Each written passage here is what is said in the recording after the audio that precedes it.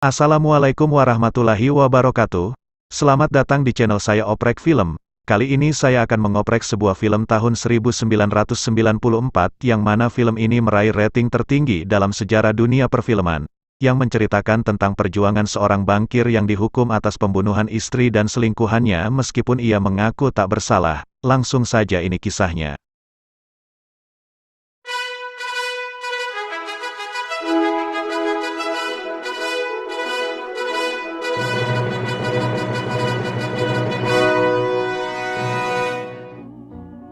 Di sebuah negara di bagian Maine sedang dilangsungkan persidangan atas kejadian pembunuhan terhadap seorang wanita dan selingkuhannya, dan pelakunya sendiri adalah suami dari wanita tersebut, yaitu Andy Dufresne. Selama persidangan berlangsung terdakwa Andy Dufresne selalu tersudutkan dengan pertanyaan yang dilayangkan pada dirinya. Dengan segala dakwaan yang diterima, hakim menjatuhkan hukuman penjara 2 kali seumur hidup. Setiap hukuman untuk masing-masing korban, sidang ditutup. Sebuah mobil berwarna putih melaju dengan kecepatan sedang, menuju penjara Shawshank, dan di dalam mobil tersebut terdapat beberapa narapidana baru. Sesampainya di Shawshank mereka disambut oleh Tuan Hadley. Ia adalah kepala sipir di penjara tersebut, dan beberapa sipir yang lainnya. Mereka pun digiring menuju ke sebuah ruangan. Setibanya di sana mereka dibariskan rapi, dengan borgol dan rantai yang masih mengikat mereka. Setelah itu mereka pun disambut oleh Tuan Norton selaku kepala penjara di Shawshank. Dia pun mengenalkan dirinya dan memberi informasi tentang peraturan yang ada di penjara tersebut, baik berupa larangan dan hak mereka yang dijelaskan secara singkat olehnya. Setelah briefing singkat tersebut mereka dimandikan satu persatu menggunakan selang air yang besar mirip seperti pemadam kebakaran. Setelah selesai dimandikan mereka ditaburkan bedak kutu ke sekujur badan mereka, layaknya seperti bayi yang baru dilahirkan ke dunia. Dibariskannya mereka telanjang menuju selnya masing-masing. Setelah mereka masuk sel dan jeruji besi tertutup dengan kencang, di situ mereka sadar kenyataan yang sedang mereka hadapi. Di malam pertama pasti selalu ada yang menangis. Itu terjadi di setiap saat dan para tahanan lain menjadikan mereka bahan taruhan dan menantikan siapa yang akan menangis malam ini. Red bertaruh untuk Andy. Pagi hari pertama di penjara bagi Andy itu merupakan hal yang baru. Para tahanan berbaris dan mengantri dengan tertib untuk mendapatkan sarapannya masing-masing. Sehabis itu Haywood pun datang dengan wajah gembiranya. Red dan kawan-kawan nampak tak suka atas kedatangannya. Haywood memenangkan pertaruhan semalam dan ia memilih si gendut untuk napi baru yang menangis. Dan malangnya itu menjadi malam terakhirnya di Shawshank. Tangisannya membuat Hadley murka dan menghajarnya sampai mati. Suara pancuran air menggema di sekitar ruangan. Dengan tampang lesunya, Andy sedang membersihkan diri. Sesosok pria datang menghampirinya lalu menawarkan sesuatu kepada Andy. Andy sepertinya tak tertarik dan meninggalkan pria tersebut. Di awal kehidupannya di penjara, Andy cenderung pendiam. Mungkin dia berusaha beradaptasi dengan lingkungan di penjara. Tidak sampai sebulan Andy mulai berbicara pada seseorang, dan itu adalah Red. Setelah memperkenalkan dirinya kepada Red dan sedikit basa-basi, Andy langsung mengutarakan maksud tujuannya. Dia ingin Red mencarikan palu kecil untuknya dan Red menyanggupinya. Red menepati janjinya pada Andy. Pesanan pun tiba. Ketika Red membuka bungkusan tersebut dia pun paham apa yang Andy tertawakan, ketika ia melihat ukuran palu tersebut. Penjara bukanlah dunia dongeng. Kehidupan di penjara terdiri dari beberapa rutinitas. Terkadang Andy muncul dengan wajah lebamnya. Sister selalu mengincarnya setiap ada kesempatan. Terkadang Andy mampu mengalahkan mereka dan terkadang tidak. Suatu keberuntungan bagi Andy di musim panas bulan Mei tahun 1949. Pihak penjara membutuhkan 12 orang untuk bekerja di luar ruangan selama seminggu untuk melapisi bagian atas pabrik. Lebih dari 100 tahanan berpartisipasi untuk menjadi bagian dari 12 orang tersebut. Dan yang terpilih dari hasil pengundian adalah Red dan kawan-kawan. Sudah tentu Andy terpilih karena Red sudah menganggapnya sebagai teman. Dia hanya perlu menyuap satu orang sipir dengan satu bungkus rokok. Di siang hari ketika Andy dan kawan-kawan sedang asik bekerja melapisi bagian atap bangunan, Tuan Hadley sedang membicarakan permasalahan yang sedang dia alami. Baru-baru ini Hadley mendapatkan uang sebesar $35.000, dan dia kebingungan untuk mengurus uang tersebut. Salah satu kerisauannya adalah uang yang dia terima akan terkena potongan pajak. Tidak sengaja pula perbincangan mereka terdengar oleh Andy, yang secara notabene Andy adalah mantan seorang bankir di sebuah bank di Portland. Tiba-tiba ada sesuatu yang terlintas di benak Andy. Andy langsung menjatuhkan pel yang sedang ia pegang dan secara perlahan ia berjalan menuju ke arah Hadley dan sipir-sipir yang lainnya. Red sudah berusaha menahan Andy agar Andy fokus pada pekerjaannya, namun tidak ia hiraukan. Belum selesai dia menjelaskan. Dengan kasarnya Hadley menggenggam kerah baju Andy dan langsung menariknya dengan bermaksud mendorongnya dari tepi atap ke bawah. Dengan wajah pucat dan ketakutan Andy mencoba menjelaskan bantuan yang ia tawarkan. Seketika itu juga Hadley menghentikan tarikannya, dan kini posisi mereka berada di tepi pinggiran atap. Secara tidak langsung Hadley menerima tawaran Andy. Sebagai imbalannya Andy meminta 3 botol bir untuk setiap teman-temannya.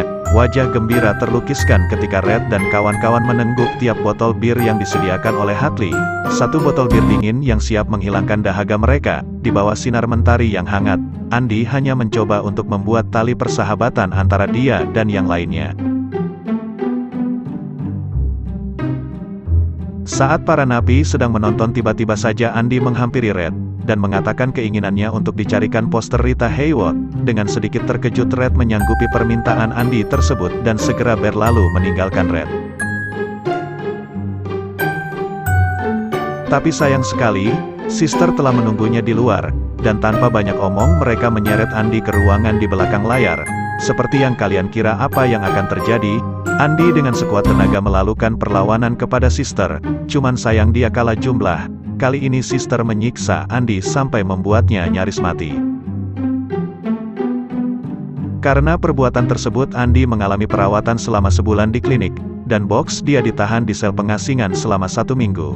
Masa hukuman Box berakhir dan diizinkan kembali ke selnya. Dengan santai dia berjalan menuju ke selnya dan tanpa dia sadari seseorang telah menunggu di sel tersebut. Sesampainya di sel, Box terkejut karena ada Hadley di sana. Tanpa banyak omong Hadley menghajar Box sampai dia meringis kesakitan dan dengan sekuat tenaga dia meminta tolong. Namun sayang tidak ada yang mendengarnya, lalu dia pun disiksa sampai babak belur. Dan keesokan harinya Box dipindahkan ke rumah sakit negara berpengamanan minimum. Dia habiskan sisa umurnya di sana dan makan melalui sedotan. Sejak saat itu Sister tidak pernah mengganggu Andy lagi.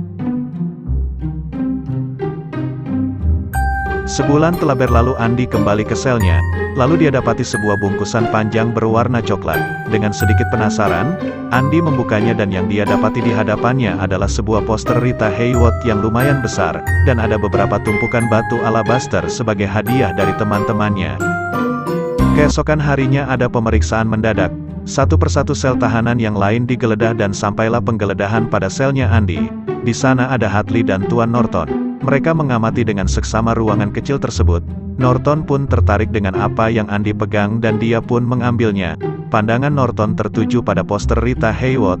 Awalnya dia tidak menyukai hal tersebut, tapi karena ada pengecualian maka Norton pun tidak mempermasalahkannya. Setelah selesai mereka meninggalkan Andy. Keesokan harinya Andy dipanggil ke ruangan Norton untuk menanyakan apakah dia betah bekerja di laundry, sekaligus mencarikan Andy pekerjaan yang sesuai dengan latar belakang pendidikan dan keahliannya. Andy mengatakan dengan sejujurnya bahwa dia tidak kerasan berada di laundry. Norton mengerti apa yang Andy rasakan dan sejak saat itu dia dipindahkan ke bagian perpustakaan. Secara tidak langsung Brooks mendapat teman baru, mengingat di usianya yang tidak muda lagi. Dengan kedatangan Andy di perpustakaan itu sangat membantu pekerjaan Brooks, dan dalam sekejap mereka berdua menjadi teman akrab.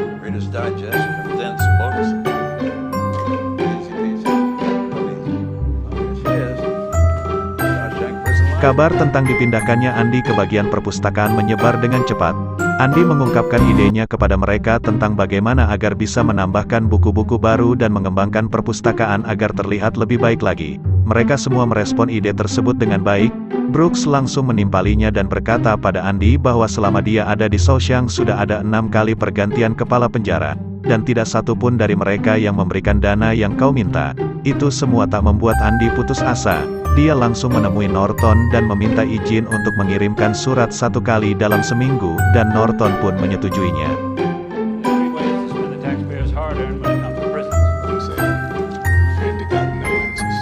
Setahun setelah itu Andy mempunyai pekerjaan baru.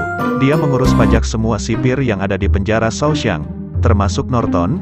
Kesibukannya mengurus pajak membuat Andy sedikit kewalahan dan untuk itu Andy meminta satu orang staf baru untuk membantu dia mengurus pajak-pajak tersebut. Dan itu adalah Red. Selama itu juga Andy masih tetap mengirim surat secara rutin tanpa kenal lelah. Dengan wajah panik dan tergesa-gesa Floyd memberitahu Andy dan Red ada suatu hal yang genting di perpustakaan.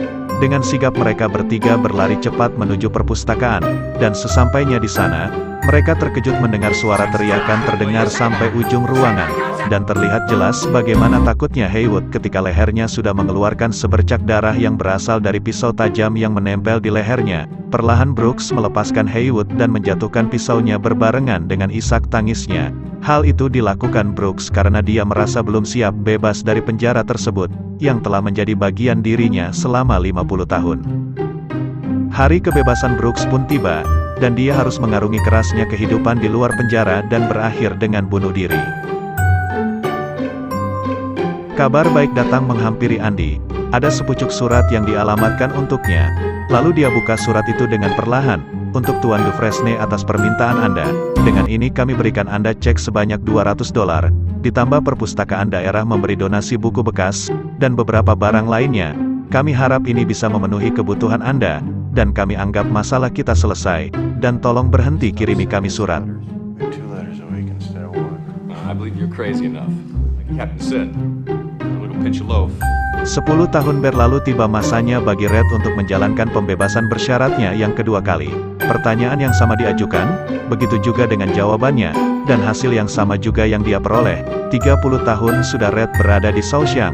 Sebagai seorang teman yang baik Andy mencoba untuk menghiburnya, dan memberikan sebuah harmonika berukuran kecil. Red merasa senang atas hadiah yang diberikan Andy untuknya. Red tidak ingin ketinggalan dengan Andy. Tidak berselang lama dia memberikan hadiah juga untuk Andy. Andy memang orang yang sangat gigih. Surat yang dia tulis 2 kali seminggu membuahkan hasil.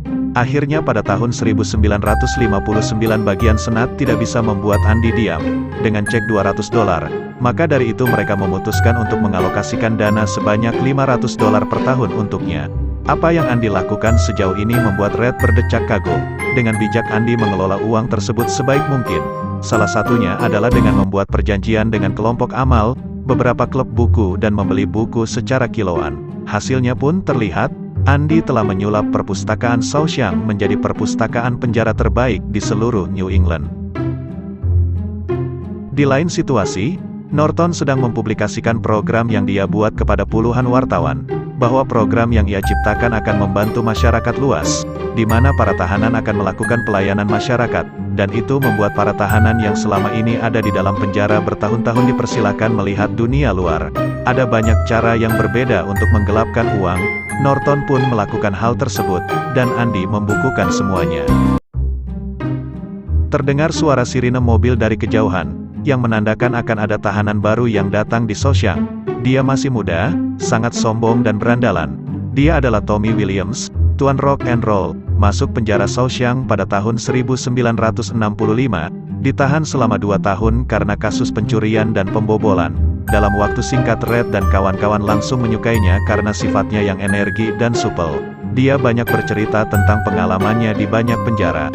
Ternyata Tommy bukan sekali ini saja masuk penjara, dan menceritakan bagaimana dia tertangkap oleh polisi ketika dia sedang mencuri sebuah TV.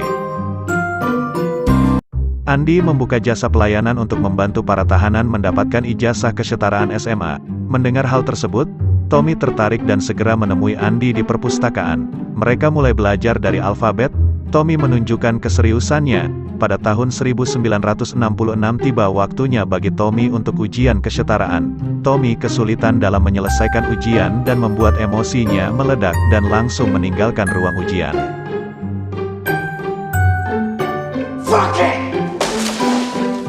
Setelah kejadian tersebut, Tommy menemui Red di bengkel kayu, dan bercerita bahwa apa yang dia lakukan pasti membuat Andy kecewa, dan Tommy bertanya kepada Red apa kesalahan Andy, sehingga dia dipenjara.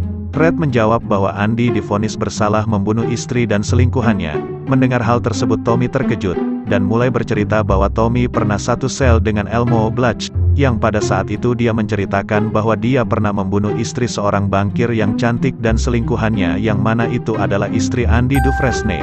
Mendengar itu Andy terkejut dan langsung bergegas menemui Norton.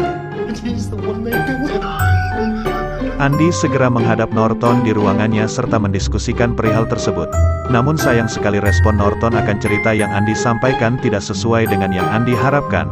Norton menyampaikan padanya bahwa apa yang disampaikan Tommy pada dirinya adalah sebuah kebohongan dan karangan belaka. Andy sangat kecewa dengan tanggapan Norton. Lalu Andy mulai memberikan sebuah penawaran kepada Norton bahwa dia tidak akan mengungkapkan masalah pencucian uang yang telah mereka kelola di Shaoxiang. Mendengar hal tersebut Norton marah dan mengusir Andy serta mengurung Andy di dalam pengasingan selama 1 bulan. Saat Tommy sedang mengepel lantai, tiba-tiba petugas menghampirinya dan mengatakan bahwa Norton ingin menemuinya di luar penjara. Tanpa Tommy sadari bahwa Hadley telah menunggunya dengan sepucuk senapan dan siap menembak mati Tommy untuk membungkamnya selama-lamanya. Sebulan telah berlalu dan sudah saatnya Andy keluar dari sel pengasingan. Norton datang menuju sel tersebut bersama Hadley untuk menemui Andy. Norton menghampirinya dan berbicara pada Andy supaya dia tetap menjalankan aktivitasnya kembali seperti biasa. Andy menolak ajakan tersebut dan menyuruhnya agar mencari orang lain saja untuk membantunya. Norton sangat tidak suka akan jawaban dari Andy. Akhirnya Norton mengurung Andy kembali selama 1 bulan di sel pengasingan agar dia memikirkan hal tersebut. Sejak kejadian itu ada yang terlihat aneh dari Andy. Saat bebas nanti Andy meminta Red untuk pergi ke sebuah padang rumput besar yang berada di Buxton. Di sana ada sebuah dinding bebatuan yang panjang dan terdapat pohon oak yang besar. Di situ ada sebuah batu vulkanik berwarna hitam. Batu itu berbeda dari yang lain. Di bawah batu tersebut ada sesuatu yang ingin Andy berikan untuknya. Red bertanya pada Andy apa yang ada di bawahnya. Tetapi Andy tidak langsung memberitahu, dan menyuruhnya untuk mengambilnya sendiri. Seperti biasanya ketika di waktu malam hari Andy membantu Norton. Tetapi entah mengapa pada malam itu ada sesuatu yang tidak wajar, sesuatu yang mengganjal hati dan pikiran.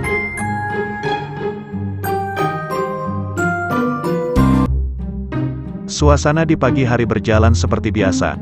Para tahanan keluar dari selnya dan berbaris untuk melakukan penghitungan pagi. Para sipir mengabsen mereka satu persatu, namun setelah dicek ada 1 orang yang tidak keluar dari selnya, dan itu ialah Andy Dufresne. Para sipir berusaha meneriakinya agar dia segera lekas keluar, tetapi setelah ditunggu Andy tidak kunjung keluar.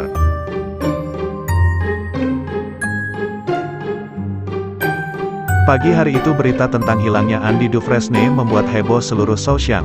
Mengetahui hal tersebut Norton segera bergegas menuju lokasi kejadian. Norton kesal bukan main mendapati kenyataan bahwa Andy sudah tidak ada di selnya. Tidak disengaja Norton melirik batu mainan yang Andy buat di dekat jendela. Lalu dia ambil batu mainan tersebut dan melemparkannya ke segala arah. Namun batu lemparan yang terakhir dia lemparkan ke arah sebuah poster besar di tembok. Sontak saja mereka yang berada di situ merasa bingung. Dengan perlahan Norton mendekati poster tersebut lalu merobek serta membukanya. Mereka kaget bukan main ketika melihat apa yang ada di balik poster itu. Suara sirene mobil polisi beriringan menyusuri sepanjang jalan. Seluruh tim pencarian dan anjing pelacak juga dikerahkan untuk menemukan Andy Dufresne. Tetapi hasilnya nihil. Yang mereka temukan hanya pakaian berlumpur, sebatang sabun, dan sebuah palu berukuran kecil.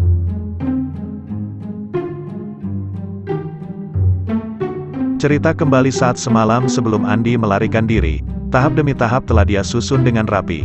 Usaha selama 20 tahun membuahkan hasil. Dengan harapan yang kecil itu dia buktikan bahwa dia bisa kabur dari penjara Shaoxiang.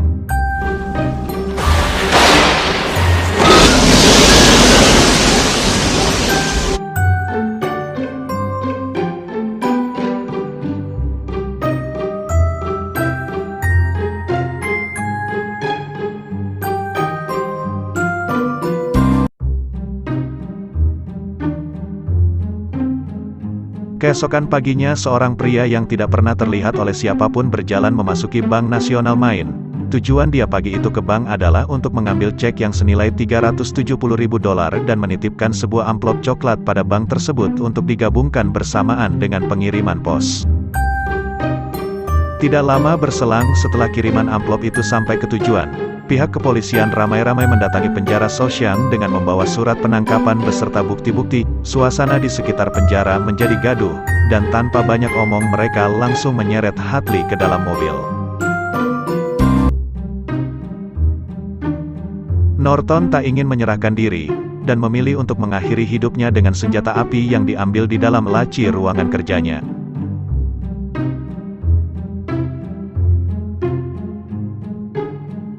Tiba waktunya bagi Red menjalani sidang pembebasannya untuk yang ketiga kalinya, dan dia dinyatakan bebas.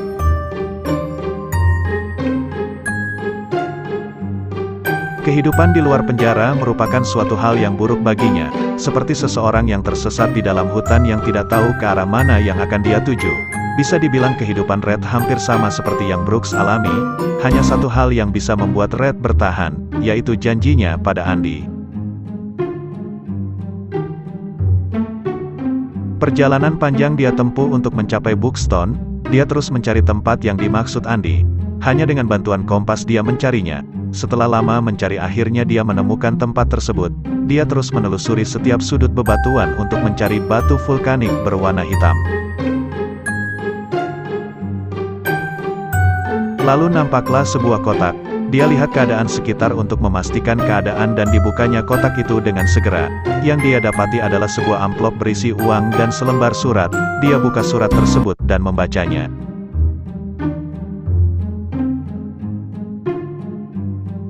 Setelah membaca, Red segera menempuh perjalanan menuju kota tempat Andy berada. Semua letih dan lelah perlahan hilang. Ketika yang ada di depan matanya adalah sebuah sosok yang pernah dikenal, yaitu Andy. Kedatangan Red disambut gembira oleh Andy. Samudra Pasifik yang berwarna biru itulah yang menjadi saksi bisu pertemuan mereka. Kisah selesai.